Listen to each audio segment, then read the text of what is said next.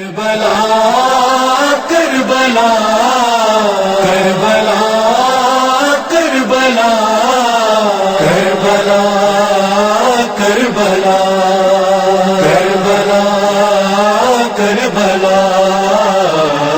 آج شبیر پہ غربت کی گھٹا چھائی آج شبیر پہ غربت کی گھٹا چھائی اعوذ باللہ من الشیطان الرجیم بسم اللہ الرحمن الرحیم الحمد للہ الذی جعل الحمد مفتاحا لذکرہ وسببا للمزید من فضلہ ودلیلا علی آلائہ وعظمتہ والصلاة والسلام على عبده وامین وحیہ وخاتم رسله سیدنا ومولانا ابی القاسم المصطفى محمد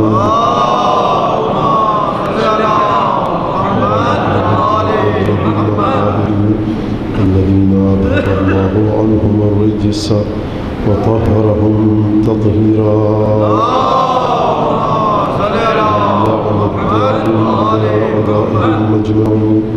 أما بعد فقد قال الله تبارك وتعالى في قرآنه المجيد وفرقانه الحميد وقوله الحق وهو أصدق القائلين أعوذ بالله من الشيطان الرجيم وما خلقت الجن والإنس إلا ليعبدون صدق الله العلي العظيم بحجة محمد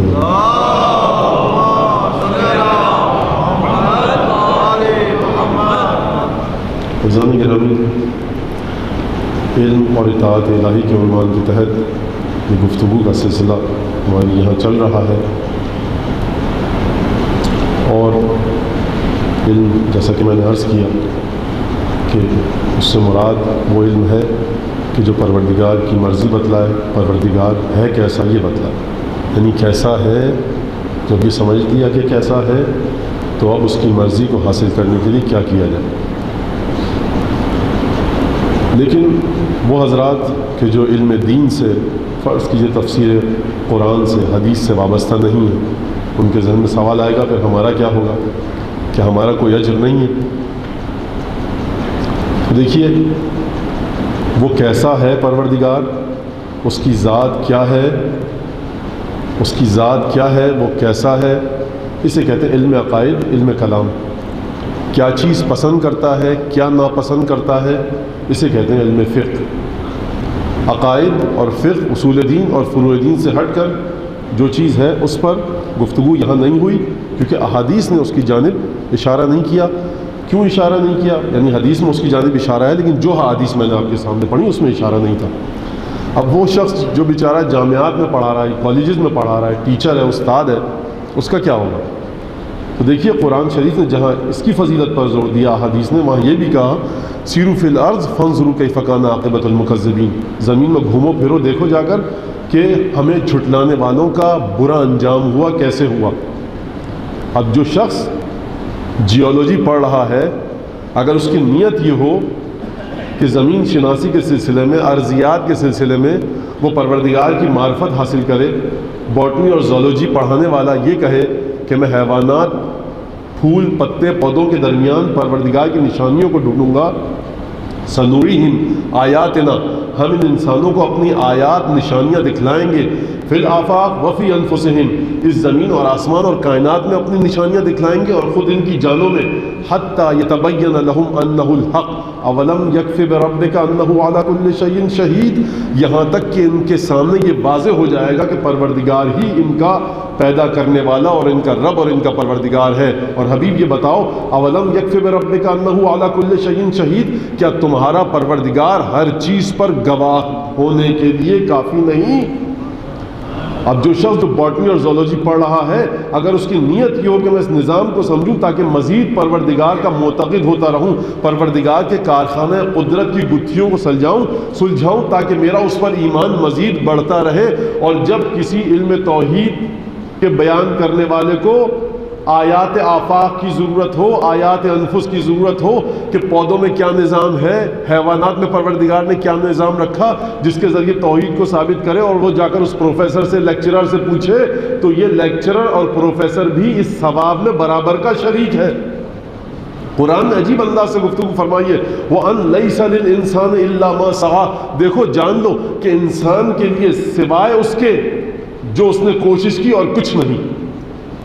بھائی نوبل انعام ملتا ہے، نوبل پرائز ملتا ہے، کب ملتا ہے؟ آپ 50 سال سے 70 سال سے تحقیق کر رہے ہیں کسی موضوع پر، دل و جان کے ساتھ، راتوں کی نیند آپ نے حرام کر ڈالی، دن کا سکون، کھانا پینا، بیوی بچوں سے سب سے منقطع ہو کر آپ مسلسل تحقیق میں لگے ہوئے 50-60 سال سے کسی بھی مسئلے پر، علم معاشیات کے، اقتصاد کے، نفسیات کے، علم الحیوانیات کے، ارضیات کے، جتنی بھی سائنس کی برانچز ہیں، فلسفہ، فقہ میں لے لیجئے، تفسیر میں آپ تحقیق کر رہے ہیں۔ ایک مسئلہ تھا جس کو آپ حل کرنا چاہ رہے تھے، 20 30 40 50 سال میں حل نہیں ہوا۔ جب آپ سے کوئی آ کر علمی مرکز پوچھے گا، کوئی بڑی درسگاہ، دانشگاہ، جامعہ پوچھے گی کہ آپ نے کیا کیا ہے، آپ کہیں گے میں نتیجے کو، مسئلے کو حل نہیں کر پایا۔ آپ کی تحقیقات وہ لے تو لے گی یونیورسٹی، لیکن ہو سکتا ہے کہ آپ کو کسی قسم کا کوئی انعام یا کوئی عہدہ نہ ملے، اور ہو سکتا ہے مل بھی جائے، ہو سکتا ہے نہ ملے۔ بہرحال آپ کا نام ان لوگوں کی فہرست میں نہیں آئے گا کہ جنہوں نے اس مسئلے کو حل کیا۔ آپ نے حل نہیں کیا نا، تو کیوں آئے گا نام آپ کا؟ فرض کیجئے میں نے تحقیق کی، حل نہیں کر پایا، لیکن پروردگار جب انعام دیتا ہے تو بڑے عجیب انداز سے دیتا ہے۔ وہ جو نتیجے تک پہنچے اور جو نتیجے تک نہ پہنچے، دونوں کو ایک صف پہ کھڑا کرتا ہے۔ پروردگار نتیجے کو نہیں دیکھتا، آپ کے دل کی نیت کو دیکھتا ہے۔ وَأَن لَيْسَ لِلْإِنسَانِ إِلَّا مَا سَعَىٰ، انسان کے لیے سوائے اس چیز کے کہ جس کی اس نے نیت کی تھی، کوشش کی تھی، اور کچھ نہیں۔ تو دیکھیے کوشش کس حد تک کی اور کس مقدار میں کی، کس نیت کے ساتھ کی۔ آپ نتیجے تک پہنچ گئے، فَبِهَا، میں نتیجے تک نہیں پہنچ پایا، کوئی بات نہیں، لیکن اجر دیکھا جائے گا کہ کوشش کتنی کی، تگ و دو کتنی کی، کوشش اور تگ و دو کتنی کی۔ تو دیکھیے یہ پروردگار عالم فرما رہا ہے۔ اب کوشش کرے انسان، پڑھائے، جو پروفیسر، لیکچرر یونیورسٹی میں جا رہا ہے، کالج میں جا رہا ہے، حتیٰ وہ شخص کہ جسے کچھ نہیں آتا سوائے حروف تہجی سکھانے کے، بچوں کو وہ حروف تہجی سکھائے، پڑھنا لکھنا سکھا رہا ہے۔ اگر اس کی نیت یہ ہو کہ اس بچے کے دل و دماغ میں نور آئے، نورانیت آئے، یہ پڑھ سکے، معاشرے میں کوئی سے بیوقوف نہ بنا پائے، یہ معاشرے میں سر بلند کر کے، سر اٹھا کے چلے، انسانیت کی خدمت کر رہا ہے عزت نفس کی وجہ سے کہ اس انسان کو میں اس قابل بناؤں کہ یہ پڑھ لکھ سکے، کل اگر کہیں دستخط کرنے کا مرحلہ آئے تو یہ دستخط کر سکے، کوئی چیز پڑھنے کا مرحلہ آئے تو اسے سکی نہ ہو، بے عزتی نہ ہو، تو اسے بھی ثواب ملے گا۔ اور 8ویں امام کی عجیب حدیث ہے کہ مولا فرماتے ہیں، حضرت امام ابی الحسن علی بن موسیٰ رضا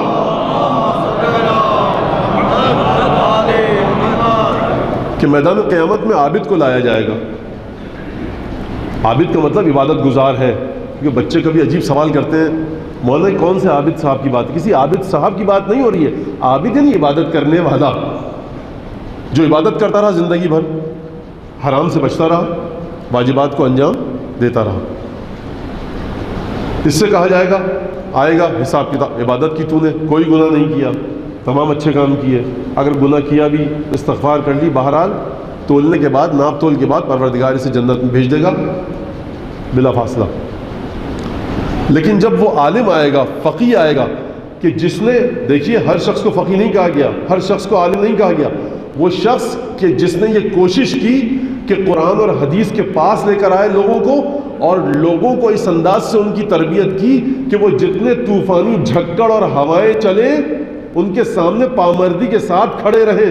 الراویۃ لأحادیثنا یشد بہ قلوب شیعتنا اشد و افضل من الف عابد، وہ شخص جو ہماری حدیثیں پڑھ پڑھ کر لوگوں کو سنائے، جس سے لوگوں کے دل مضبوط ہو، ایسا شخص 1000 عابدوں سے افضل ہے۔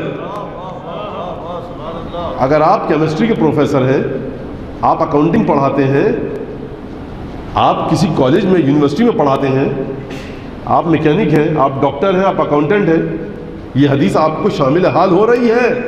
نہج البلاغہ پڑھیے، ترجمہ ہو چکا ہے، صحیفہ سجادیہ لیجیے، پڑھیے کسی محفل میں بیٹھے ہیں, گفتگو ہوئی, حدیث نہ آئے, حدیث کا ترجمہ بتائیے, ایک انسان کا بھی دل مضبوط ہو جائے گا. 8ویں امام کی حدیث آپ کے شامل حال ہو گئی. تو انسان یہ نہ سوچے کہ میں تو کالج یونیورسٹی میں جا رہا ہوں, میرا تو اس علم سے کوئی تعلق نہیں ہے, اس علم سے تعلق ہے, اور اس علم کی کوئی حیثیت نہیں. حیثیت اس کی بھی ہے, لیکن ایک دوسرے زاویے سے. تو کل میں جب آخر میں تقریر کے آخری مرحلے میں آیا تو میری نگاہ گھڑی پر پڑی, وقت ختم ہو چکا تھا, اور بہت جلدی اور عجلت کے ساتھ میں نے جملوں کو ادا کیا. اور ہر شب کو جا کر میں اپنی مجلس کو خود ریوائز کرتا ہوں, دوبارہ سننے کو تو موقع نہیں ملتا اس وقت. تو مجھے لگا کہ جو آخری کے جملے تھے ان کا حق ادا نہیں ہوا, اور میں نے کسی جملے کو کسی جملے کے ساتھ ملا دیا. مجھے ایسا لگتا ہے, اب ٹیپ کرنے کے بعد آپ سنیں, مفاتیح الجنان میں یہ دعا موجود ہے, دعا ابو حمزہ سمالی, چیک کر سکتے ہیں, اور اگر میں صحیح کہہ رہا ہوں تو مجھے اطلاع دیجیے گا, لیکن بہرحال تصحیح کر رہا ہوں اگر میں نے جملے غلط پڑھے تھے تو. مولا فرماتے ہیں وَأَعْلَمُ, پروردگار میں جانتا ہوں. اور ایک دو باتیں اور رہ گئی تھی کہ منہل کا معنی کیا ہے, کیونکہ وقت تیزی سے گزر رہا تھا اس لیے منہل کے معنی میں نہیں بتلا پایا. منہل نکلا ہے نہل سے, نہل کا مطلب ہے پیاس, تشنگی.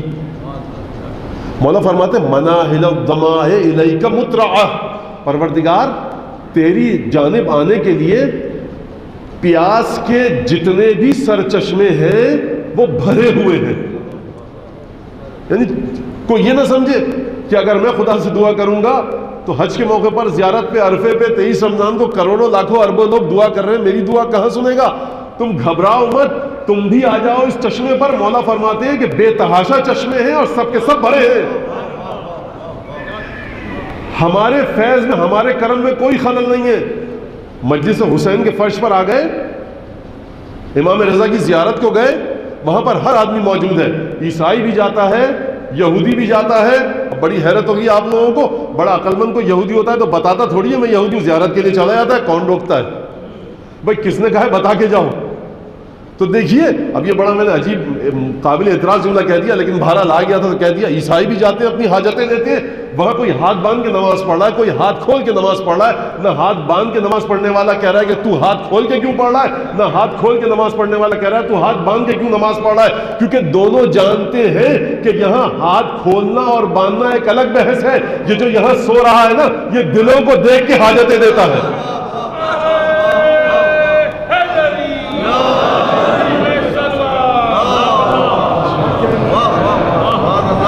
فرش سیدہ پہ آئے, مجلس اعضا کے فرش پر آئے, تم عیسائی ہو, گھبراؤ مت, آؤ مجلس میں. بھائی کریم کی بارگاہ ہے. ہماری مسلمان عرفا, درویش, صوفیہ حضرات کے جو تبلیغ اسلام فرماتے تھے, باس کی خانقاہ کے دروازے پر یہ لکھا ہوا تھا کہ جو بھی اس سرا میں آئے سب سے پہلے اسے کھانے کا پوچھنا, مذہب کا مت پوچھنا. تعلیم یہ ہے کہ بھوکے کو کھانا کھلاؤ, جو بھوکا ہے اس کو کھانا کھلاؤ. مذہب کے بارے میں مت پوچھو, پہلے پیٹ بھرو, یہ بھی تجھ جیسا انسان ہے. فرش اعضا پر آ گئے, عیسائی ہو, ہندو ہو, زرتشتی ہو, مسلمان ہو یا نہیں ہو, کسی بھی مذہب سے تعلق رکھتے ہو, گھبراؤ مت. تم اپنے کو مت دیکھو کہ میرا مذہب کیا ہے, تم اس کو دیکھو کہ جس کے فرش پر آ کر بیٹھے ہو, اس کو دیکھو جس کے فرش پر آ کر بیٹھے ہو.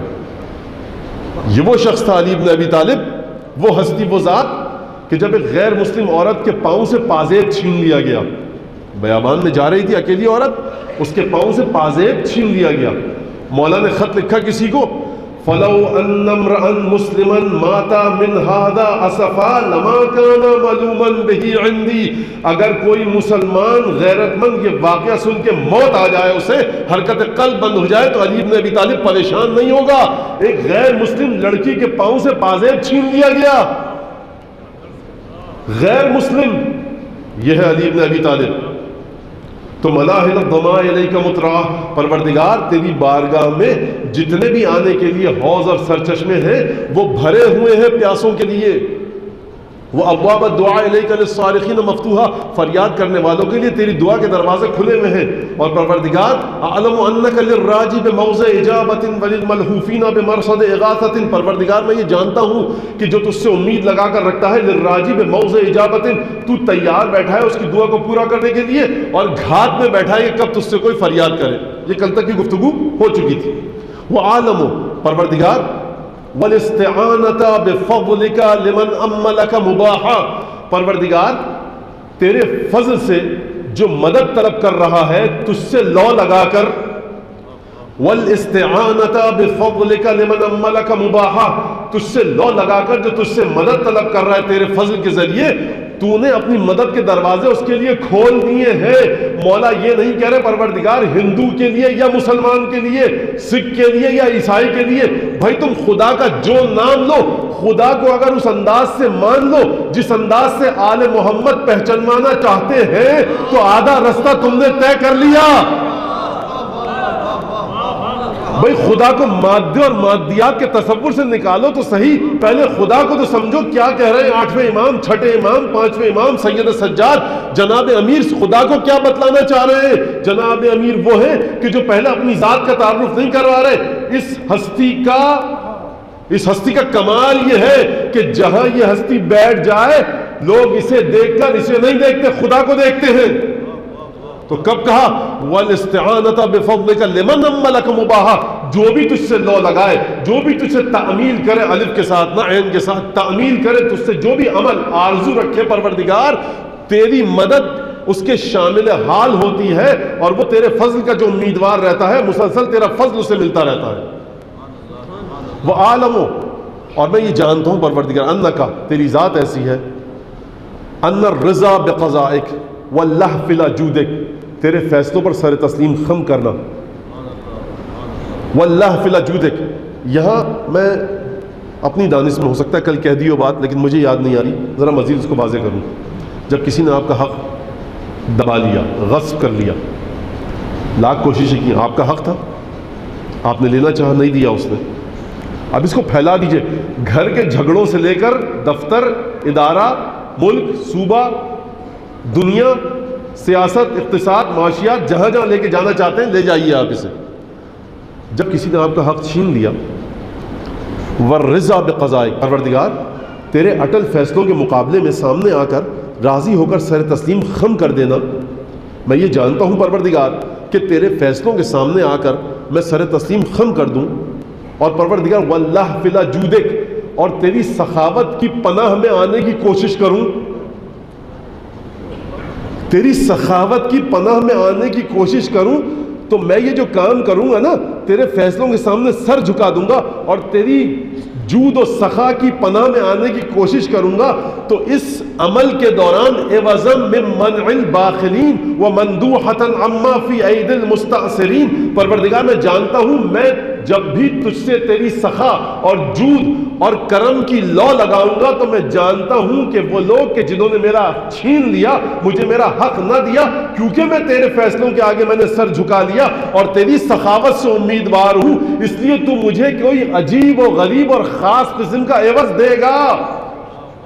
وَمَنْدُوحَةً عَمَّا فِي أَيْدِي الْمُسْتَعْفِرِينَ، اور جن لوگوں نے میرے حق کو اپنے سے مخصوص کر لیا، وہاں پر جو حق مجھ سے چھین کے اپنے سے مخصوص کر لیا، پروردگار وہ حق تو مجھے اس کی بارش ہوگی عطا کرے گا، کیسے کرے گا، کس لحاظ سے کرے گا، یہ چھوڑ دیجئے۔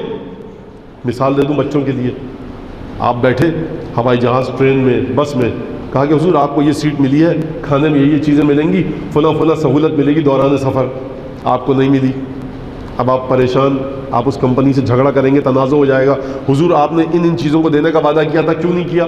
وہ کہے گا اچھا یہ بتائیے آپ کس چیز سے راضی ہوں گے؟ آپ کہیں گے کیا مطلب؟ اب تو سفر کٹ گیا نا، میرا سفر کٹ گیا، 10 12 گھنٹے 25 گھنٹے، دنیا میں تقریباً 17 18 20 گھنٹے سے زیادہ ہوائی جہاز کے ذریعے بھی میں نے نہیں سنا آج تک کہ ہو فلائٹ کوئی، 20 گھنٹے لے لیجئے، 20 گھنٹے آپ تکلیف میں گزرے، بالکل۔ اچھا اگر ایسا کیجئے ہم آپ کے پورے گھر والوں کو جب تک آپ زندہ ہیں مفت جہاز کا ٹکٹ ایشو کر دیں تو پھر آپ راضی ہو جائیں گے؟ ایک دفعہ آپ کا منہ کیا میرا منہ بھی حیرت سے کھلا رہ جائے گا، کہوں گا بالکل۔ اچھا اب آپ کا کوئی جھگڑا ہے، ارے کتنی اچھی ایئر لائن ہے، کتنی اچھی بس سروس، حضور معذرت چاہتا ہوں کہ غلط لفظ منہ سے نکل گیا ہو، تو بالکل بچ جائیں گے، ریجھ جائیں گے آپ اس کے اوپر، کیونکہ عوض ایسا ملا ہے کہ جو آپ کے خواب و خیال سے آگے تھا۔ حضور یہ دنیاوی عوض ہے۔ سید سجاد کہہ رہے ہیں کہ وہ پروردگار کہ جس نے تمہیں اس دنیا میں نہیں دیا، سوچو وہاں کیا دے گا۔ ختمی مرتبہ فرماتے ہیں کہ جو روزہ رکھے، شرائط کے ساتھ روزہ رکھے، تو پروردگار اسے وہ چیزیں دے گا، ما رأت عین ولا اذن سمعت، وہ چیز دے گا پروردگار اسے کہ جو کسی کان نے نہ سنی ہوگی نہ کسی آنکھ نے دیکھا ہوگا۔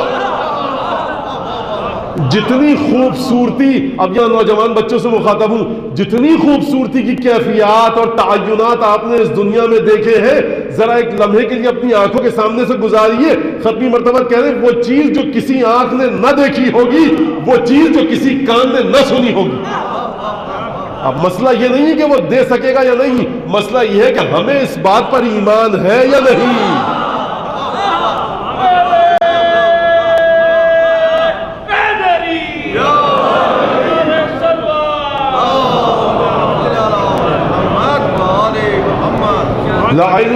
لا اذن سمعت ولا عین رأت، یہ مسئلہ ہے. اور پھر فرمایا عجیب مرحلہ ہے. پروردگار جناب سید السجاد دعا ابو حمزہ صومالی پھر آگے چل کر فرماتے ہیں کہ پروردگار حجتی یا اللہ فی جرأتی علی مسئلتک. ایک ایک لفظ ایک آج کل چلا ہوا صاحب عرفان تصوف، اسے چھوڑ کر کون سا عرفان چاہیے اب آپ کو؟ دعا ابو حمزہ صومالی. تو دیکھیے ہماری کیا عادت ہو چکی ہے. اب یہ بریکٹس میں جملہ کہنے دیجئے، بھئی مولانا کے پاس گئے، زبردست عالم ہے. کیوں؟ کیا ذکر دیا کا ایک ٹانگ پہ کھڑے ہو کر سردیوں میں ٹھنڈے پانی سے نہانا، پنکھے کے نیچے کھڑا ہو کے 2 کروڑ دفعہ وہ ذکر کرنا. حضور مولانا کیا، مولانا کی اوقات کیا، اور مولانا سے بڑے بڑوں کی کیا اوقات جناب سیدہ کے مقابلے میں. وہ بی بی جو یہ فرما کر چلی گئی کہ ہر نماز کے بعد 8ویں امام کہیں کہ ہر نماز کے بعد 34 دفعہ اللہ اکبر، 33 دفعہ الحمدللہ، 33 دفعہ سبحان اللہ پڑھو، فلاں فلاں فلاں چیز ملے گی. 8واں امام یہ کہے کہ وہ 2 رکعت نماز جو بغیر سیدہ کی تسبیح کے ہو 1000 رکعت نماز مجھے پسند نہیں ہے اس 2 کے مقابلے میں کہ جس کے بعد ہماری دادی کی تسبیح پڑھی جائے. تو ہم پڑھتے کثرت اور قلت کے چکر میں، یہ نہیں دیکھتے کہ کون دے رہا ہے. تو دیکھیے پروردگار عالم اسی نقطے کو واضح کرنا چاہتا ہے. اگر انسان قضاء و قدر الہی کو سمجھ لے، اپنے عمل کو صحیح رکھے، علم کی روشنی حاصل کرے کہ کس طرح سے زندگی کو گزارا جائے. دیکھیے جن لوگوں نے طب کے میدان میں تحقیقات کی اور انسانیت کو جراثیموں سے بچایا، بیماریوں سے بچایا، کہ آج ڈیتھ ریٹ بہت نیچے آ گیا ہے، تو انہوں نے خدمت کی ہے. ان کی یہ خدمت ہے کہ انسان جی رہا ہے اس دنیا میں، ان اصولوں کے تم نے رعایت کی خیال رکھا، علم حاصل کیا، پروردگار سے دعا کرو اور دیکھو پھر زندگی اس انداز سے گزارو. تو اگر یہ عقیدہ ہو جاتا تو پھر کسی مسلمان ملک میں یہ سننے کو نہ ملتا کہ حضور لڑکی کی پیدائش پر ماں کو قتل کر دیا اور بچی کو بھی. انسان یہ دیکھتا ہے کہ کیا آیا، یہ نہیں دیکھتا کہاں سے آیا. 2 فکر ہے، ایک دفعہ پریشانیاں دباؤ ڈالتی ہیں، فشار لاتی ہیں، بے روزگاری ہے، گھر میں تنگی ہے، بیماری ہے، پریشانی ہے، انسان خودکشی کر لیتا ہے. صاحب ایکویشن کو سالو کرنے کا طریقہ کیا ہے؟ ایک تو سالو کیجئے یا مٹا دیجئے. ایکویشن ہی نہیں لکھی جائے گی تو پھر سالو کیسے ہوگی؟ تو خودکشی یہ دوسرا طریقہ ہے. لیکن ایک انسان یہ کہاں سے طاقت آتی ہے کہ جتنی زندگی کی پریشانیاں دباؤ ڈالتی ہیں وہ 2 رکعت نماز پڑھتا ہے، کبھی زیارت وارث پڑھتا ہے، کبھی زیارت امین اللہ پڑھتا ہے، کبھی اگر بتی جلا کر حدیث قصہ پڑھ کر آنسو بہاتا ہے اور پنجتن سے دعا مانگتا ہے. یہ کیا تعلق ہے کہ دل مضبوط ہو جاتا ہے؟ کبھی اگر اسٹیٹسٹکس ہو نا تو جا کر انسان دیکھے کہ جنہوں نے خودکشی کی ہے وہ کیا کبھی در سیدہ پر آئے تھے ناکامی کے بعد خودکشی کی؟ میں قسم کھا کے کہہ سکتا ہوں کہ مشکل سے 1% بھی ایسے لوگ نہیں ہوں گے کہ جو در پنجتن سے آشنائی رکھتے ہوں اور خودکشی کر لیں. اب یہ ایک الگ موضوع ہے، یہ ایک الگ چیپٹر ہے، اس پر اس وقت گفتگو نہیں کی جا سکتی. لیکن انسان وعدہ الہی پر یقین رکھے اور پروردگار سے بحق سید الشہداء دعا یہی ہے کہ وہ ہمیں توفیق دے کہ اس کے وعدوں کو سمجھ سکیں اور اس کے وعدوں پر ایمان رکھ سکیں. ایک درود بھیجے محمد آل محمد.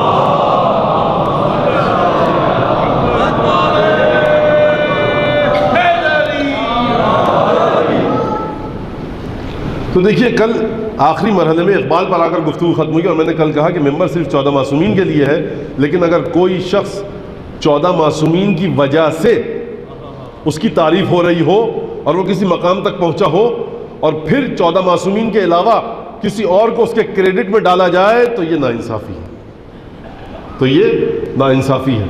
اقبال نے برکسا کو پڑھا تھا، کانٹ کو پڑھا تھا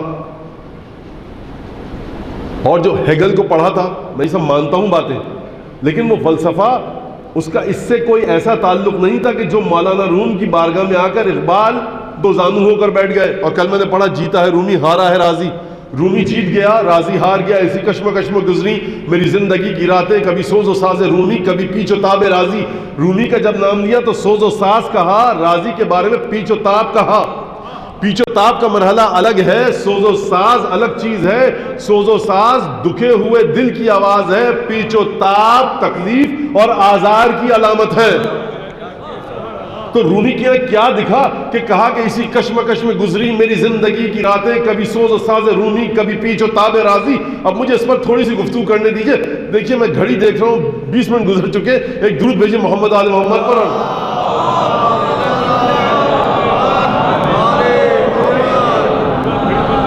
اقبال کہتے ہیں کہ گفتن لب بند سے اسرار ما مگو، مجھ سے کہا علم بالا سے اپنے ہونٹوں کو سی کر رکھو اور ہمارے رازوں کو فاش مت کرو.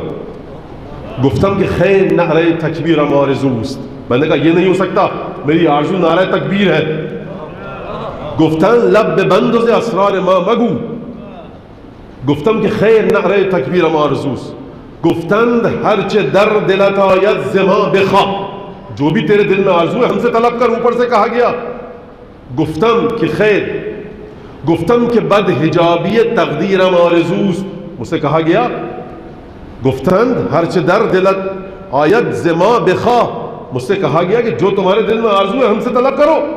میں نے کہا گفتم، میں نے کہا بی حجابی تقدیر آرزوست، کہ میں تقدیر کو بے پردہ دیکھنا چاہتا ہوں.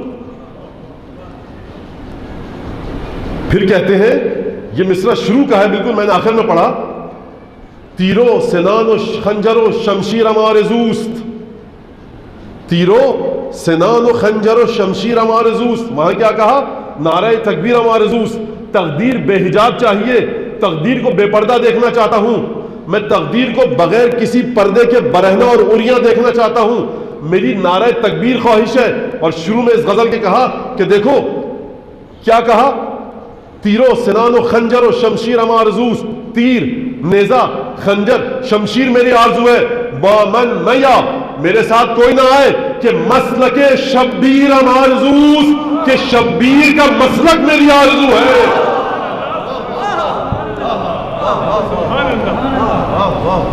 کہ شبیر کا مسلک میری آرزو ہے. یہ شبیر کا مسلک کیا ہے اس کو چھوڑ دیجئے. دیکھیے دو شخصیتیں دخیل ہیں اقبال کی شخصیت کو بنانے میں، ایک حسین ابن علی اور دوسرے جناب امیر المومنین علی مرتضیٰ صلوات اللہ وسلامہ علیہ.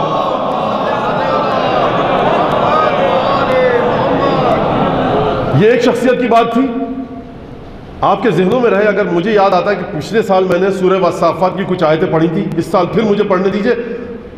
آپ کے ذہنوں میں اگر ترجمہ ہے، کیونکہ کافی تفصیل سے گفتگو ہوئی تھی، تو آپ اپنے حافظے اور یادداشت کا ساتھ دیجئے گا تاکہ مجھے بہت آسانی سے میں یہاں سے گزر جاؤں. فرماتے ہیں ہر کے ایک شخصیت سید الشہداء، دوسری شخصیت ہر کے دانائی رموز زندگیست، سر اسماء علی دولت کے چیز. دیکھیے علی ابن ابی طالب کی روح کی، علی کے جسم کی، علی کی معرفت کی، علی کے علم کی بات نہیں کر رہے، کہہ رہے علی کا علم، علی کی معرفت، علی کی روح دور کی بات ہے. ہر کے دانائی رموز زندگی سر اسماء علی دانت کے چیز. تمہیں اگر زندگی کے رازوں سے واقفیت حاصل کرنی ہے تو علی ابن ابی طالب کے ناموں کے رازوں سے واقفیت حاصل کرو. میں کہوں گا اقبال، یہ کائنات تو پروردگار عالم کے اسماء چلا رہے ہیں، علی کے ناموں کا خدا کے ناموں سے تعلق کیا ہے؟ ارے ڈاکٹر صاحب آپ نے یہ کیا کہا؟ جب وہاں پہ آپ سے کہا گیا گفتن کے لب بند سے اسرار ما مگو، گفتن کے خیر نعرہ تکبیر آرزوست، جب آپ سے وہاں کہا گیا گفتن کے ہر چھ در دلت آید زما بخوا، تو آپ نے جب یہ کہا گیا آپ سے، مجھے ترجمہ کرنا ہے دقت ہو رہی ہے. دیکھیے جب مجھ سے یہ کہا گیا کہ جو تمہارے دل میں آتا ہے وہ مانگو، تم جو چیز تمہیں چاہیے وہ مانگو، ہمارے رازوں کو مت کہو، تو آپ نے کہا نعرہ تکبیر آرزوست. اور پھر آپ نے کہا کہ بی حجابی تقدیر آرزوست، مجھے تقدیر کی تصویر کھلے ہو کر دیکھنی ہے، کھلے بندوں دیکھنی ہے، اریاں کر کے دیکھنی ہے، پردے اور حجاب کے بغیر دیکھنی ہے. اور یہاں آ کر کہتے ہیں ہر کے دانا یہ رموز زندگی سر اسماء علی دولت کی چیز، وہاں کا تقدیر دیکھنی ہے. یہاں کا زندگی کے پرپیچ و خم راہوں سے اگر گزرنا ہے تو علی کے ناموں کی تعلیم حاصل کرو. اس کا مطلب یہ ہے، اس کا مطلب یہ ہے کہ امین انیس نے جو کہا تھا نا، سید الشہداء کی زبانی شمشاد بوستان رسالت حسین ہے، اس مرثیے میں آ کر کہا تھا نا کہ بتلاؤ کون منتظم کائنات ہے. خدا سلام ہو ہمارا امیر انیس کی والدہ ماجدہ پر، اور سلام ہو ہمارا امیر انیس کے پدر گرامی پر، اور سلام ہو خاک فیض آباد کو. کیسا سپوت تربیت کیا. مولا سید الشہداء کی زبانی اس مرثیے میں شمشاد بوستان رسالت حسین ہے، فرماتے ہیں سید الشہداء لشکر یزید کے سامنے آ کر بتلاؤ کون منتظم کائنات ہے، کس کو خدا نے کہا کہ میرا ہاتھ ہے، کس کو کہا خدا نے کہ یہ میرا ہاتھ ہے. بڑی دقت کیجئے گا، توجہ، میر یہ نہیں فرما رہے کس ہاتھ کو خدا نے کہا میرا ہاتھ ہے، کس ہاتھ کو خدا نے کہا میرا ہاتھ ہے، فرما رہے کس کو کہا خدا نے کہ یہ میرا ہاتھ ہے. یعنی علی کا ہاتھ خدا کا ہاتھ نہیں، علی کی ذات خدا کا ہاتھ ہے.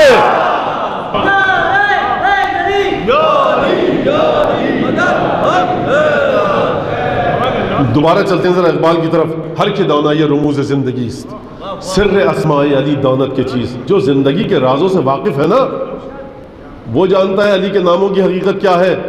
پھر کہتے ہیں، عجیب جملہ ہے، اقبال کہتے ہیں میں جو چمک رہا ہوں نا اتنا، جو میری درخشش ہے، جو میری درخشندگی ہے، جو میری تابانی ہے، جو میری جلوہ گری ہے، سنو کہاں سے ہے.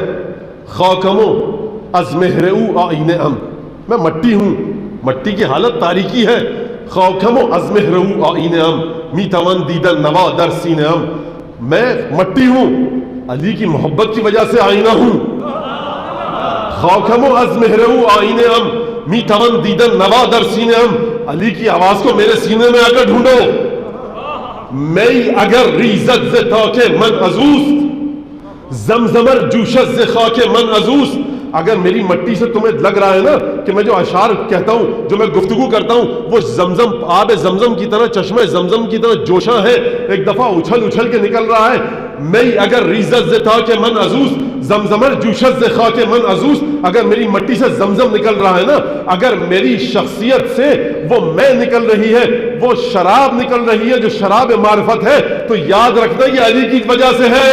زمزمر جوشت ز خاک من ازوست، میں اگر ریزت ز تاک من ازوست، علی کی وجہ سے ہے. یہ دیکھو عجیب مرتبہ ہے، عجیب مرحلہ. ایک دعا، ایک صلوات بھیجو محمد آل محمد.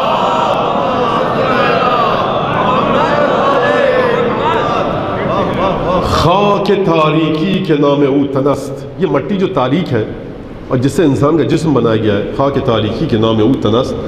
عقل از بیداد او در شیون است، عقل انسان کی اس جسم کے غلط کاموں کی وجہ سے پریشان ہے.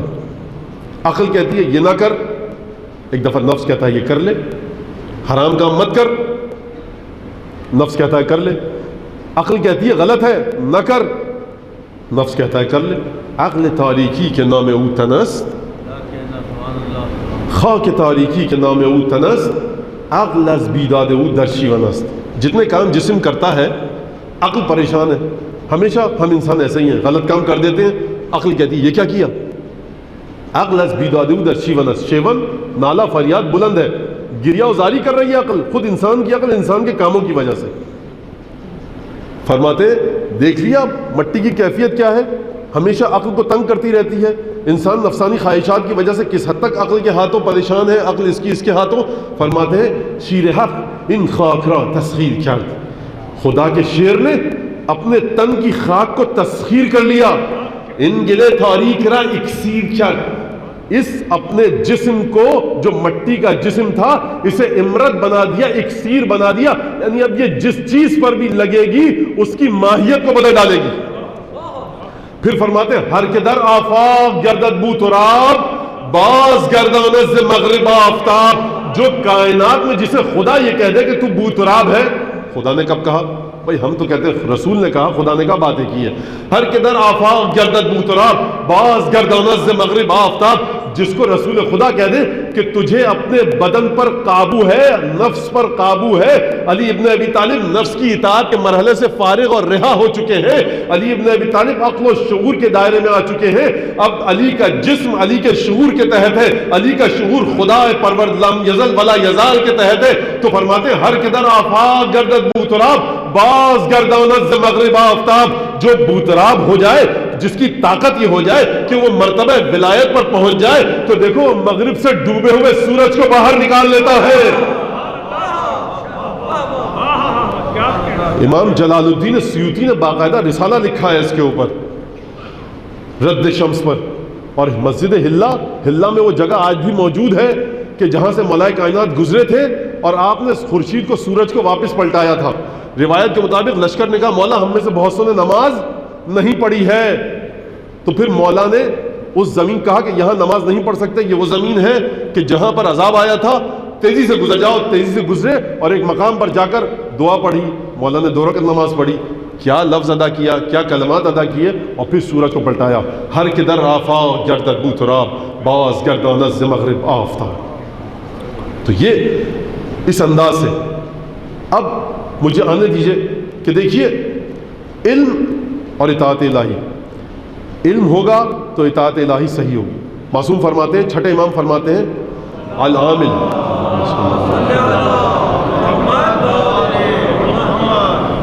العامل علی غیر بصیرت کالسائر علی غیر الطریق لا یزیدہ السیر الا بعدا. بخدا ایسی احادیث ہیں کہ دنیا میں جو جس مذہب کا ماننے والا ہو وہ ان حدیثوں کو سنے تو اس کے دل میں نورانیت آئے گی. فرماتے ہیں کہ دیکھو العامل علی غیر بصیرت، جو بغیر بصیرت کے عمل کرتا ہے نا، کوئی بھی عمل بغیر آگاہی کے، بغیر علم کے کوئی بھی عمل کرے، العامل علی غیر بصیرت کالسائر علی غیر طریق، اس شخص کی مانند ہے کہ جسے جس منزل پر جانا ہے اس منزل کے علاوہ کسی اور رستے پر چل رہا ہے. آپ کو جانا ہے شہر کے شمال کی طرف، اور اگر آپ جنوب کی طرف چلنے لگے تو کیا آپ شمال تک پہنچ پائیں گے؟ نہیں. مولا فرماتے ہیں جس کو شمال جانا ہے وہ جنوب چلا جائے. بصیرت اور علم اور آگاہی کے بغیر عمل کرنے والا ایسا ہے کہ جو اپنے رستے پر نہیں جا رہا، کسی اور رستے پر جا رہا ہے. لا یزیدہ السیر الا بعدا، یہ جتنا چلتا جائے گا نزدیکی تو چھوڑ دیجئے، یہ اور اپنی منزل سے دور ہوتا رہے گا. کہا کہ دیکھو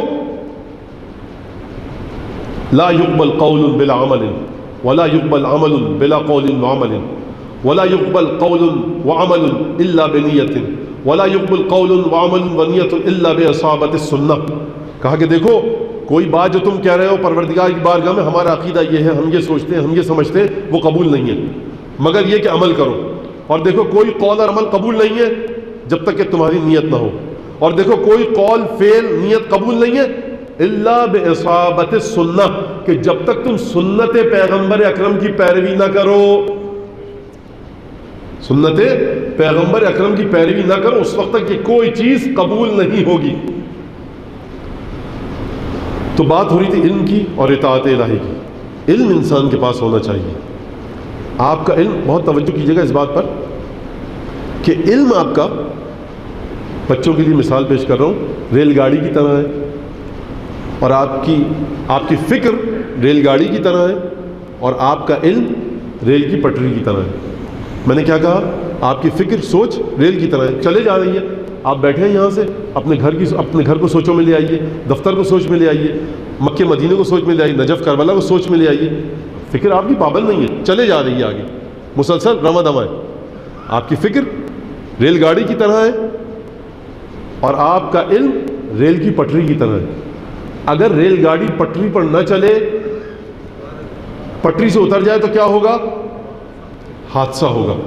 تو دیکھیے کوئی صاحب یہ نہ کہے کہ قبلہ میں نے بڑا سوچتا ہوں ہمیشہ. حضور سوچتے ہیں، سوچ کے لیے کوئی ٹریک ہے، کوئی رستہ ہے؟ بس سوچتے ہیں، بس سوچیے، سوچتے رہیے، صبح سے شام تک سوچتے رہیے. حضور یہ سوچ آپ کو اس وقت کسی مقام تک لے کر جائے گی کہ جب علم کی پٹری پر رہے، علم کی پٹری پر رہے، اور علم محدود ہے۔ یہ بہت اہم بات کہہ رہا ہوں میں، میری بات نہیں ہے، بہرحال بزرگوں نے لکھی ہے یہ بات۔ علم وہ چیز ہے کہ جو اپنے تقاضوں کے مطابق چلتی ہے، حقیقت کو دکھاتی ہے۔ یہ کیسے ہو گیا، ہم نہیں مانتے، یہ کیسے، یہ تو غلط بات ہے، آپ کہتے رہیے غلط بات ہے حضور، آپ کہتے رہیے غلط بات ہے۔ خدا نہ خواستہ کسی کے جسم میں سوئی چبھوئی ہے، اس کو کوئی بیماری ہو اور وہ انسان اپنے جسم میں چبھو لے، خون کے ذریعے منتقل ہو گئی، یہ کیسے، ہم تو نہیں مانتے، آپ نہ ماننا ہے، آپ کو نہ مانیے، بیماری منتقل ہو چکی ہے۔ علم حقیقت اپنے اصولوں کے مطابق چلتی ہے، میرے اور آپ کے ماننے اور نہ ماننے سے کوئی فرق نہیں پڑتا۔ یہ دنیاوی اشیاء کی مثال تھی، دنیاوی فینومینا مقولوں کی مثال تھی، جو چیزیں ایبسٹریکٹ ہیں، جو مجرد ہیں، جو تجرید میں ہیں، جو دکھائی نہیں دیتی، ان تک کیسے پہنچیں گے؟ بھائی مغرب کی نماز 3 رکعت، آج ذرا حالت اچھی تھی، تھکا ہوا نہیں تھا، تو 3 کے بجائے 30 رکعت پڑھ لی، خدا قبول کرنے والا ہے۔ حضور اس خدا نے کہا ہے نا کہ مغرب کی 3 ہی چاہیے، تو 30 کیوں پڑھ رہے؟ مولانا آپ نے دیکھا ہے کہ خدا کو 30 چاہیے یا 3؟ میں نے تو نہیں دیکھا، تو میں نے بھی نہیں دیکھا، بس جتنی جی چاہے پڑھتے رہیے۔ حضور یہ عالم غیب کی باتیں ہیں، غیب کو جس نے دیکھ کر بتا دیا، اب ہمیں اس شخص کی اگر ہم تبعیت کریں تو اس کا مطلب یہ ہے کہ غیب کی تبعیت کر رہے ہیں۔ اسی لیے میں مسلسل عرض کر رہا ہوں کہ دعاؤں کی طرف آئیے، مفاتیح جنان، صحیفہ سجادیہ، نہج البلاغہ، کہ جو ہستیاں غیب سے خبریں لا رہی ہیں انہوں نے کہا ہے تو کیا کہا ہے؟ تو دیکھیے بڑا کٹھن مرحلہ تھا۔ رب حب لی من الصالحین، جناب ابراہیم فرما رہے پروردگار مجھے ایک بیٹا چاہیے۔ فلما بلغ معه السعی، جب باپ اور بیٹا اس مقام پر پہنچ گئے کہ حضرت اسماعیل دوڑنے بھاگنے لگے، چلنے کی عمر پر پہنچ گئے، 90 برس کا سن تھا جب حضرت ابراہیم کو حضرت اسماعیل عطا ہوئے۔ تو دیکھیے وہ بیٹا کہ جسے پروردگار سے مانگا ہو، وہ بیٹا کہ جو کبر سنی میں عطا ہوا ہو، بڑھاپے میں ضعیف العمری میں عطا ہوا ہو، وہ بیٹا کہ جو عجیب خصوصیات کا مالک اسماعیل جب 6 مہینے 4 مہینے 3 مہینے کا مجھے نہیں پتا کتنا تھا ایڑیاں رگڑے تو زمزم نکل آئے، اس بیٹے کی معرفت پوری طرح سے تھی باپ کو۔ قرآن کہہ رہا ہے فلما بلغ معه السعی، کہ جب ابراہیم کے ساتھ اسماعیل سعی کرنے لگے، دوڑنے بھاگنے کے لائق ہو گئے، روایات بتاتی 13-14 سال کا سن تھا، تو ہم نے کیا کیا، ہم نے خواب میں ابراہیم کو دکھایا کہ تم اپنے بیٹے کو ذبح کر رہے ہو۔ ابراہیم نے آ کر کیا کہا، یا ابت، بیٹا اسماعیل میں نے دیکھا انی ارا فی المنام انی اذبحک، بیٹا میں نے خواب میں دیکھا ہے کہ میں تجھے ذبح کر رہا ہوں۔ بیٹے نے کیا جواب دیا، یا ابت افعل ما تؤمر ستجدنی انشاءاللہ من الصابرین۔ باپ کہہ رہا ہے کہ میں نے تجھے ذبح کرتے ہوئے دیکھا ہے، میں نے تجھے ذبح کرتے ہوئے دیکھا ہے۔ بیٹا کیا کہہ رہا ہے، بیٹا کہہ رہا ہے بابا آپ کو جو حکم دیا جا رہا ہے اسے انجام دیجئے۔ 13 سال کا بیٹا ہے، سمجھ رہا ہے کہ نبی کا خواب ہوا شما کے خوابوں کی طرح نہیں ہوتا۔ تو بھائی نبی کے گھر میں پلنے والوں کا سلسلہ 13, 14, 6 اور 7 برس کا نہیں ہوتا۔ جو نبی کے گھر میں پل جائے وہ نبی کا ہو جاتا ہے، چاہے نواسا ہو، وہ نبی کا ہوتا ہے، چاہے 13 سال کا ہو چاہے 6 سال کا۔ 13 سال کا ہو جب بھی سمجھے گا، 6 سال کا ہو تب بھی معرفت اس مقام پر ہوگی کہ اگر میدان مباہنہ میں لے کر جائیں گے تو نواسا بنا کر نہیں لے کر جائیں گے، اپنے وجود کا حصہ بنا کر لے کر جائیں گے۔ یا ابت افعل ما تؤمر ستجدنی انشاءاللہ من الصابرین، بابا جو حکم دیا جا رہا ہے اسے انجام دیجئے۔ مجھے یہ غرض نہیں ہے کہ حکم کیا دیا جا رہا ہے، جو بھی حکم دیا جا رہا ہے میں اس کے لیے تیار ہوں۔ ما تؤمر ستجدنی انشاءاللہ من الصابرین۔ فلما، اور اس کے بعد ابراہیم لے کر چلے اسماعیل کو۔ روایات بڑی طویل ہے، میں روایت نہیں پڑھ سکتا، وقت ختم ہو رہا ہے۔ فرمایا حضرت ابراہیم لے کر چلے اور قرآن نے اعلان کیا فلما اسلم وتلہ للجبین، جب دونوں باپ بیٹے انہوں نے سر تسلیم خم کر دیا۔ کس کے مقابلے میں خم کر دیا؟ پروردگار کے حکم کے مقابلے میں۔ عجیب، 100 برس کے قریب ابو الانبیاء، سید الانبیاء، عجیب مرحلہ۔ وہ روایت جا کر دیکھیے جو ختم مرتبت نے حضرت ابراہیم کے احترام کے سلسلے میں بیان فرمائی ہے، تو آپ کی سمجھ میں آئے گا کہ جب محمد مصطفیٰ حضرت ابراہیم کا اتنا احترام کرے تو حضرت ابراہیم ہوں گے کون؟ فلما اسلم، وہ بیٹا کہ جو 13 سال کا ہے، وہ باپ جو بوڑھا ہے، عظیم القدر پیغمبر ہے، پروردگار کہہ رہا ہے اس 13 سال کے بچے نے اور ہمارے ضعیف العمر بوڑھے پیغمبر نے ایک ساتھ ہماری بارگاہ میں سر جھکایا۔ یعنی جو نبی کی تربیت میں رہے گا تو اب یہ نہ کہنا کہ یہ ان کے ساتھ کیسے، وہ ان کے ساتھ کیسے، ان کی معرفت ان کے برابر کیسے. ارے اسماعیل کی معرفت ابراہیم سے حاصل کردہ تھی تو حسین کی معرفت بھی کیونکہ رسول سے حاصل کردہ تھی، اس لیے جو حسین کہے سمجھ لو کہ رسول کہے ہیں.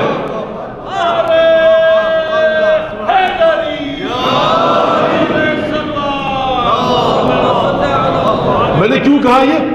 پروردگار نے ایک صیغہ استعمال کیا، فلما اسلما، جب یہ دونوں ہماری بارگاہ میں جھک گئے. پروردگار ابراہیم کا جھکنا کچھ اور تھا، اسماعیل کا جھکنا کچھ اور ہے، لفظ الگ الگ لا، منزلت الگ الگ ہے، مقام الگ الگ ہے. کہا کہ نہیں، دونوں کیونکہ ایک انداز سے جھکے تھے، ہم نے ایک صیغہ استعمال کیا، فلما اسلما وتلہ للجبین. اور اس کے بعد ماتھے کے بل جب حضرت اسماعیل کو لٹا دیا، جیسے ہی لٹایا، اب پروردگار نے یہ نہیں لکھا کہ چھری کیسے رکھی، کہاں رکھی، کس انداز سے رکھی. کہا کیا؟ جیسے ہی لٹایا، وَنَادَيْنَاهُ أَن يَا إِبْرَاهِيمُ قَدْ صَدَّقْتَ الرُّؤْيَا إِنَّا كَذَلِكَ نَجْزِي الْمُحْسِنِينَ إِنَّهُ لَهُوَ الْبَلَاءُ الْمُبِينُ. ابراہیم، ہم نے ایک دم سے آواز دی ابراہیم کو، قَدْ صَدَّقْتَ الرُّؤْيَا، ابراہیم تو نے خواب سچا کر دکھایا. میں کہوں گا پروردگار، خواب میں تو یہ آیا تھا کہ ابراہیم اسماعیل کو ذبح کر رہے ہیں، ابھی تو چھری گلے پر رکھی ہے، انہیں ذبح کرنے دے تب بولیو کہ خواب سچا کر دکھایا. تو پروردگار کی آواز آئے گی، دیکھو ہم نیت کو جانتے ہیں، ہم نے دیکھ لیا کہ اگر ہم خنجر کو نہ روکتے تب بھی یہ ذبح کر دیتے. پروردگار کا مسئلہ یہ نہیں کہ تم وہ کام کرو یا نہ کرو. کوئی نہر سے پانی لینے جائے، واپس آتے ہوئے نہ لا پائے، ہم اسے سقا کہہ دیں گے.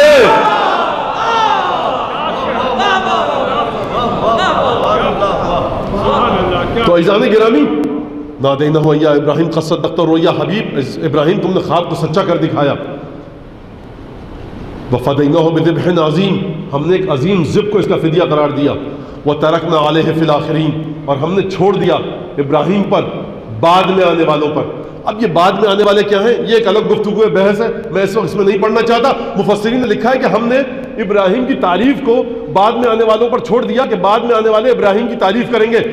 اس ابراہیم کو بعد میں آنے والوں کی تعریف کی ضرورت ہے جسے خدا یہ کہہ دے، ابراہیم ما نادیناہ قد صدقت الرؤیا، ابراہیم خدا تیری تعریف کر رہا ہے کہ تو نے خواب کو پورا کر دکھایا. وہ ابراہیم کے جس کو پروردگار یہ کہے کہ جب پروردگار سے یہ پوچھے، پروردگار کیف تحیی الموتى، ابراہیم کو سنیے، او کالذی مر علی قریۃ وہی خاویۃ علی عروشها انا یحیی ہذہ اللہ بعد موتها.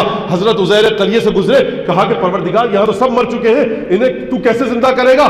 جیسے ہی خدا سے حضرت عزیر نے یہ کہا، فاماتہ اللہ مئۃ عام، قرآن کے الفاظ سورہ بقرہ میں جیسے ہی عزیر نے یہ سوچا کہ پروردگار کیسے زندہ کرے گا، قرآن کہہ رہا ہے فاماتہ اللہ مئۃ عام.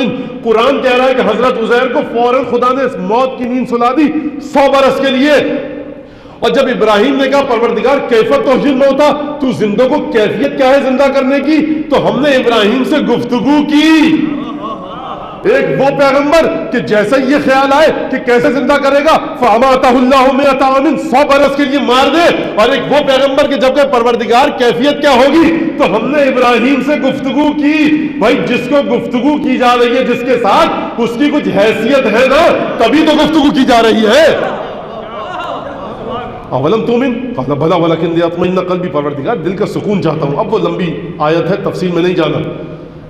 تو وہ ابراہیم کہ جس کی تعریف خود خدا کرے، جو ابو الانبیاء ہے، جو سید الانبیاء ہے، جو شیخ الانبیاء ہے، اس کی تعریف کو پروردگار یہ کہے گا وترکنا علیہ فی الاخرین، ہم نے اس کی تعریف کو چھوڑا. بھائی تعریف اگر ابراہیم کی ہوگی، توجہ کیجئے گا، بھائی ابراہیم کی اگر تعریف ہوگی تو خدا نے تو قرآن میں کر دی. ابراہیم ذبح نہ کر پائے، ابراہیم کو قربانی دینے کے لیے کہا، تو اس کا مطلب یہ ہے کہ کوئی قربانی بعد میں ایسی آئے گی کہ جو کوئی پیغمبر کر کے نہ دکھا پائے گا. اس قربانی کی وجہ سے، کیونکہ ابراہیم کی ذریت سے ہوگی، یہ قربانی ابراہیم کی مدحت کا باعث بنے گی.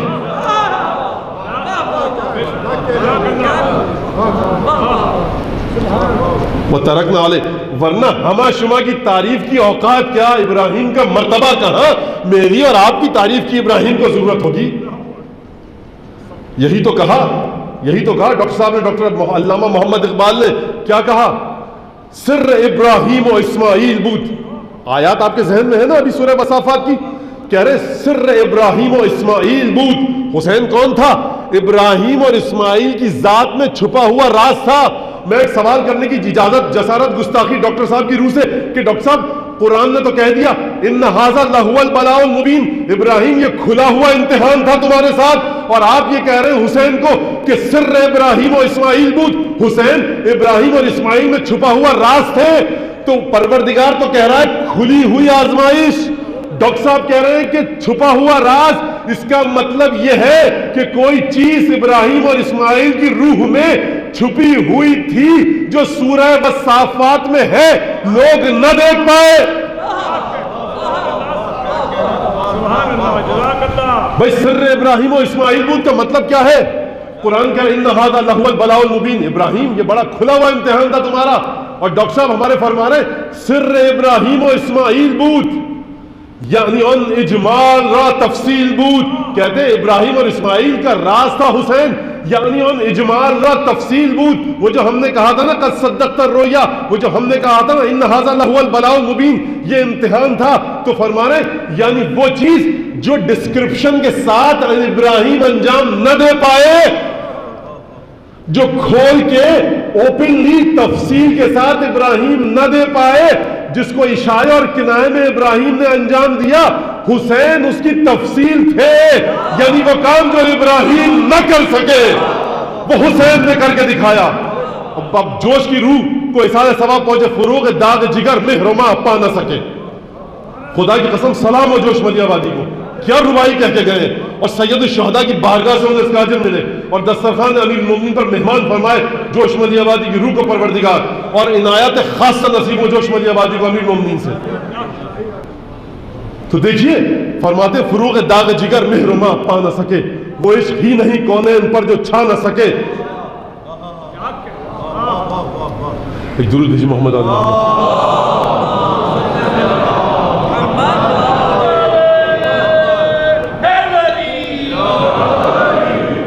فروغ داغ جگر مہرما پا نہ سکے، وہ عشق ہی نہیں کونین پر جو چھا نہ سکے. خلیل نے بھی نہ پایا ثبات عزم حسین، ابراہیم خلیل نے حسین کا ارادہ نہ پایا، خلیل نے بھی نہ پایا ثبات عزم حسین، بنایا کعبہ مگر کربلا بنا نہ سکے.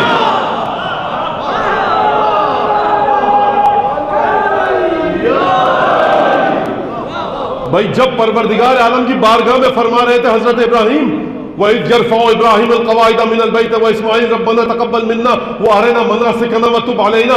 پروردگار ہمیں ہمارے اعمال دکھا، خانہ کعبہ کی بنیادوں کو بڑا کیا، ہم نے ابراہیم کو توحید کا درس دیا، توحید کے سفر میں یہاں تک آئے کہ ہم نے بچے کو ذبح کرنے کو کہا.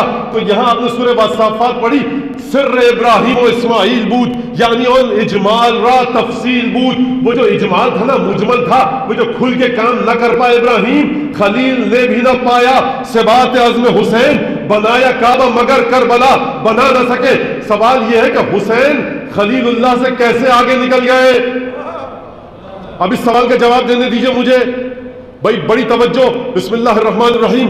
الم نشرح لک صدرک ووضعنا عنک وزرک الذی انقض ظہرک ورفعنا لک ذکرک. حبیب ہم نے کیا تمہارے سینے کو کشادہ نہیں کیا؟ یہ حبیب سے متعلق ہے، یہاں اور کوئی نہیں. الم نشرح لک صدرک، کیا ہم نے تمہارے سینے کو کشادہ نہیں کیا؟ الم نشرح لک صدرک ووضعنا عنک وزرک الذی انقض ظہرک. حبیب کیا ہم نے تمہاری کمر پر سے اس بوجھ کو نہیں اتارا جو تمہاری کمر کو دوہرا کیے دے رہا تھا؟ یہ بھی حبیب سے متعلق. وَرَفَعْنَا لَكَ ذِكْرَكَ، حبیب ہم نے تمہاری ذات کو بلند نہیں کیا، وہ تو بلند ہے، ہم نے تمہارے ذکر کو بلند کیا. بھائی ذکر بلند ہوگا کیسے؟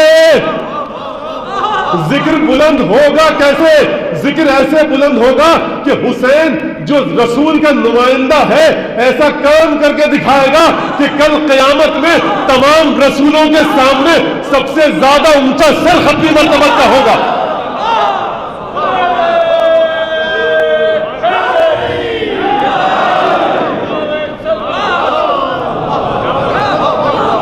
یہ دیکھا نا آپ نے، سر ابراہیم و اسماعیل بود یعنی اجمال را تفصیل بود.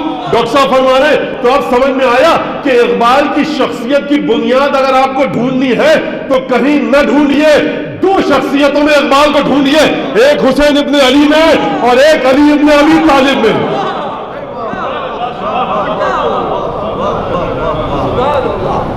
یہ دو شخصیتیں ہیں یعنی اجمال را تفصیل بود.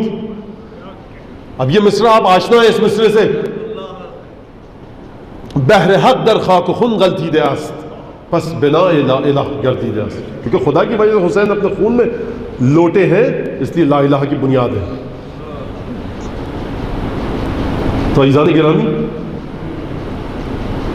اب ایک حدیث اور ہے، طویل ہے، میں چھوڑ رہا ہوں کیونکہ مسائل کی منزل آ چکی ہے.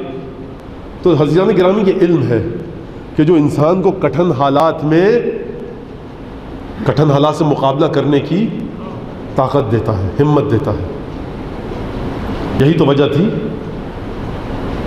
کہ جب سید الشہداء اور علی اکبر کی گفتگو ہوئی رستے میں، تو آپ نے شہزادے نے پوچھا بابا جان اولسنا علی الحق، کیا ہم حق پر نہیں؟ باپ نے جواب دیا بالکل بیٹا. کہا کہ فلا نبالی، پھر ہمیں کوئی پریشانی نہیں. نقوا علی الموت ام الموت وقع علینا، یا ہم موت پر جا پڑے یا موت ہم پر جا پڑے. یہ وہی جملہ ہے جو شہزادے کے دادا حضرت حیدر کرار نے فرمایا تھا. خون ایک ہی ہے نا، تربیت ایک ہی ہے. میں اس شہزادے کے مصائب کو دھیرے دھیرے پڑھوں گا کیونکہ مجھے پتا ہے کہ ایک ایک جملہ یہ ہو نہیں سکتا. یہ میرا اعتقاد ہے، ایمان ہے کہ اس شہزادے کے مصائب پڑھے جائیں، اور یہ میرا ایمان ہے. اوقات اتنی نہیں ہے، گستاخی ہے، لیکن میرا عقیدہ ہے کہ حضرت حجت کی نگاہیں ضرور اس محفل پر ہوں گی، شہزادی کی نگاہیں ہوں گی، ختم مرتبت کی نگاہیں ہوں گی.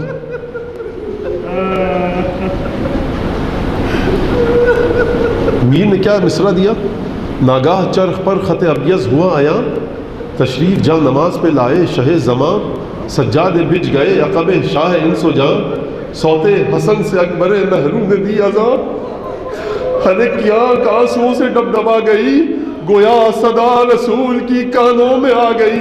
بس ادھر علی اکبر نے اذان دی ہوگی. آپ جانتے ہیں حجاج ابن مسروق سید الشہداء کا مؤذن تھا، ہمیشہ حجاج ابن مسروق نے اذان دی.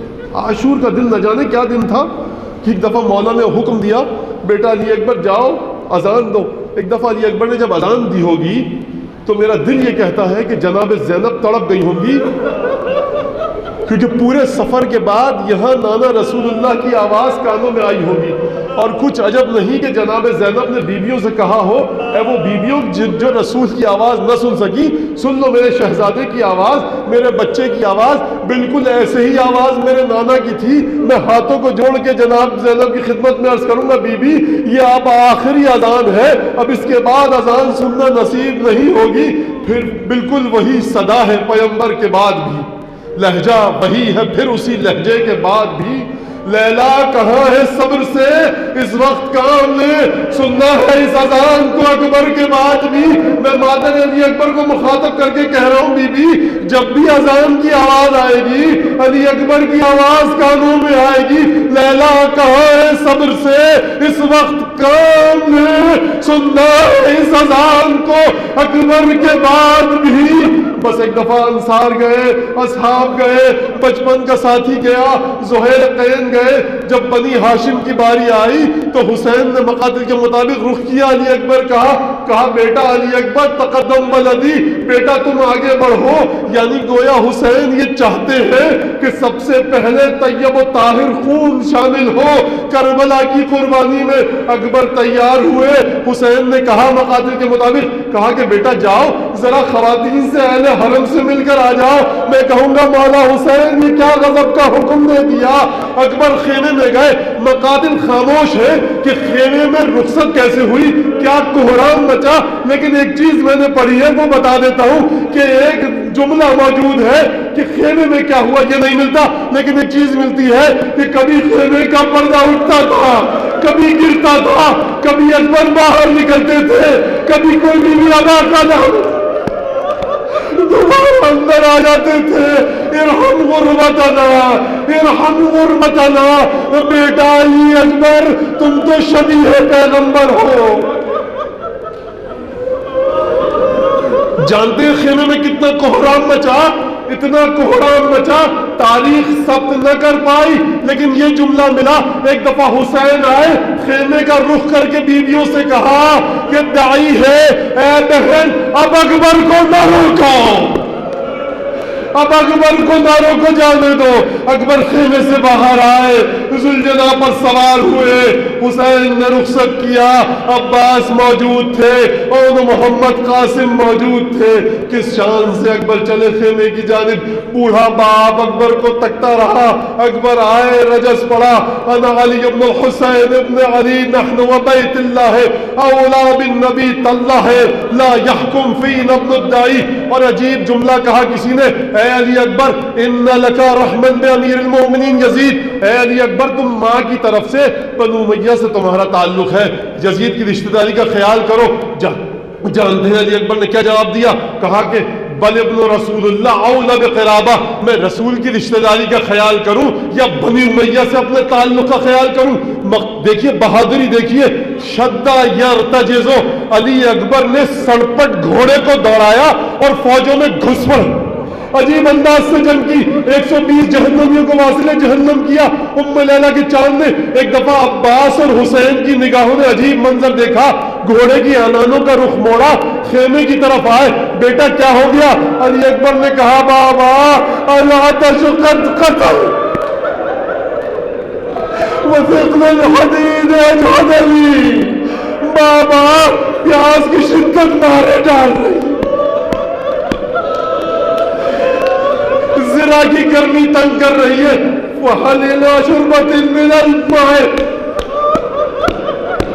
فَحَلِلَا شُرْبَةٍ مِّنَ الْمَاءِ سبیل، بابا پانی کا گھونٹ، صلی اللہ علیہ یا علی ابن حسین صلی اللہ علیہ وعلا روحک وعلا بلدک۔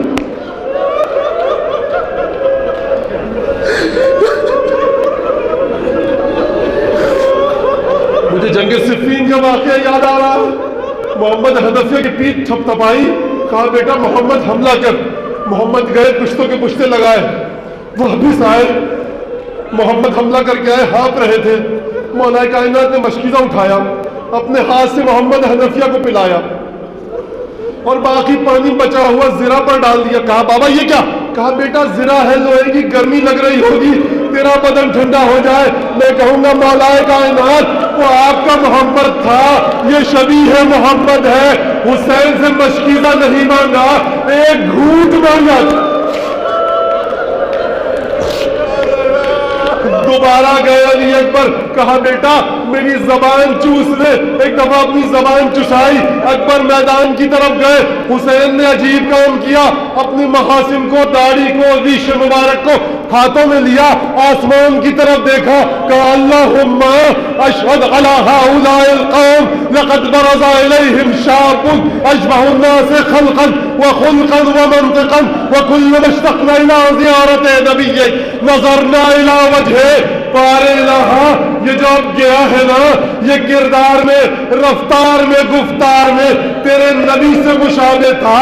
حسین کو، زینب کو جب بھی پیغمبر کی یاد ستاتی تھی ہم علی کو دیکھ لیتے تھے۔ بس ایک دفعہ علی اکبر جنگ کر رہے تھے، آواز آئی دیکھو حسین کا بیٹا ہے، علی کا پوتا ہے، ہر طرف سے گھیر لو۔ پیاس کی شدت تھی، زخم لگ چکے تھے، ایک ظالم نے نیزہ مارا، دوسرے نے تلوار ماری، خون بھل بھل بہنے لگا۔ اب علی اکبر گھوڑے پر نہ سنبھل سکے، گرنے سے پہلے شہزادے نے دونوں باہیں ذوالجناح کی گردن میں ڈال دی، تلوار گر گئی۔ لعینوں نے جب دیکھا کہ اب تلوار چلانے کے قابل نہ رہا، ہر طرف سے بس ایک دفعہ علی اکبر گھوڑے سے زمین پر آئے، السلام علیکہ یا بتا، بابا ہمارا سلام لو۔ بس حسین نے جیسے ہی سنا میدان کا رخ کیا، ایک دفعہ دوڑتے ہوئے آئے، پتھر سے ٹھوکر لگی، میرا مولا زمین پر گرا، گھٹنیوں کے بل چلتا ہوا اکبر کے پاس آیا، عجیب کام کیا، جلس علی الارض ووضع خدہ علی خدہ، اکبر کے رخسار پر اپنا رخسار رکھ دیا اور کہا بیٹا علی علی الدنیا بعدک الوفا، بنی ہاشم کے جوانوں آؤ، علی اکبر کا لاشا لے جاؤ، بوڑھا باپ ہے، جوان بیٹا ہے، بس لاشے کو گنج شہیدہ میں لایا گیا۔